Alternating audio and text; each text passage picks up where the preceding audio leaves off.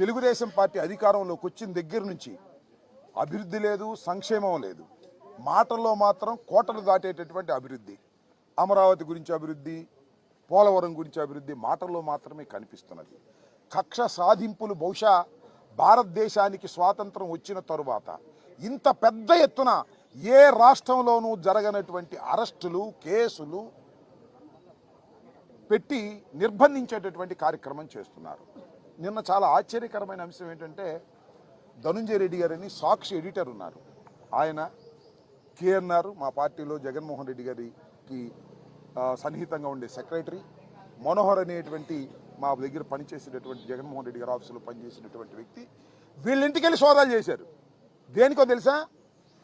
ధనుంజయ రెడ్డి గారు, కృష్ణమోహన్ రెడ్డి గారు అక్కడ దాక్కున్నారేమోనని. ఏం నాకు అర్థం కాల, పిచ్చెక్కిందే పోలీసులకు. నాకు ఏదో ఒక విధంగా అల్లరి చెయ్యాలి, ఏదో ఒక విధంగా అపాస్పాలు చెయ్యాలనేటువంటి కుట్రలో భాగంగా పోలీసులను ఆడిస్తున్నారు, పోలీసులు ఆడుతున్నారు.